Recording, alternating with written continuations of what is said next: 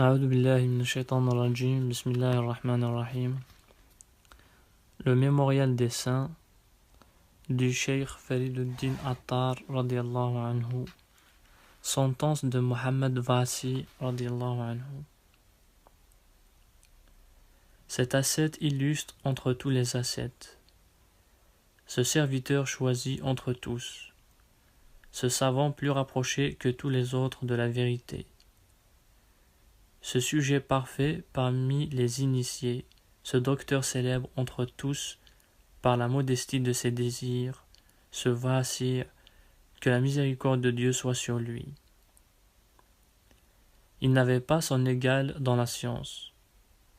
Longtemps, il avait été l'humble disciple des suivants et avait eu des relations avec les docteurs des premiers temps. Il était accompli dans la connaissance de la loi écrite et de la vie spirituelle. Il poussait si loin la pratique de l'ascétisme qu'il mangeait son pain sec en l'assaisonnant d'eau pure, attendu qu'il avait renoncé à toute espèce de douceur. Il disait, radiyallahu anhu, « Quiconque pratique la modération dans les désirs n'a besoin de personne. » Dans les épanchements de son cœur, il disait, radiyallahu anhu, en forme d'action de grâce, « Mon Dieu, tu m'acceptes affamé et nu comme un de tes serviteurs bien-aimés. Comment ai-je pu mériter une pareille faveur ?» Chaque fois qu'il tombait d'inanition, il se rendait au logis de Hassan Basri radiyallahu anhu, où il mangeait tout ce qu'il trouvait. Celui-ci ne le voyait pas plus tôt arriver qu'il en était tout joyeux. On raconte que Mohammed Vassi radiyallahu anhu disait « Heureux celui qui, en se levant avec l'aurore, se trouve à jeun et le soir, au moment de reposer, se couche à jeun.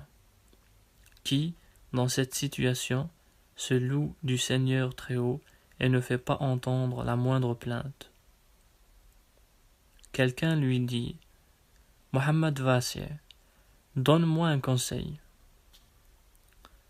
Dans ce monde, lui répondit-il, radiyallahu anhu, vis en ascète et pratique de ton plein gré la modération dans les désirs.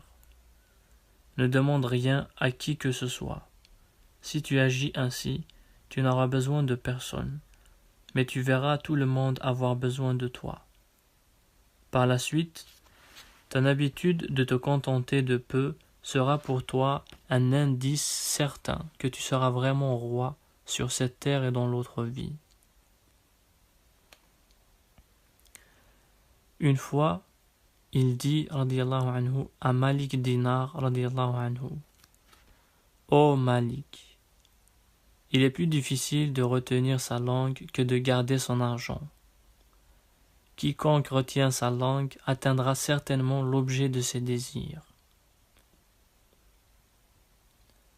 Un jour, Mohammed Vassi, radiyallahu anhu, portant un vêtement de camelot, alla trouver Qutayba ben Muslim, radiyallahu anhu. « Pourquoi ce vêtement de camelot ?» lui dit-il. Et Mohammed Vassi, radiyallahu anhu, ne répondant rien. « Pourquoi, demanda-t-il encore, ne me réponds-tu pas ?»« Je garde le silence, dit Mohammed Vassi, radiyallahu anhu, parce que, si je te réponds que je m'habille ainsi par suite de la pauvreté et du dénuement, j'aurai l'air de me plaindre du Seigneur très haut. » Un jour, que le fils de Mohammed Vassi radiyallahu anhu marchait en balançant ses bras en signe de fierté, son père lui dit « Enfant, ne sais-tu donc pas quelle sorte de personnage tu es? J'ai acheté ta mère pour 200 pièces d'or. Et moi qui suis ton père, il n'y a personne parmi les musulmans qui vaille moins que je ne vaux. Il faut absolument que tes manières soient en rapport avec ta condition. »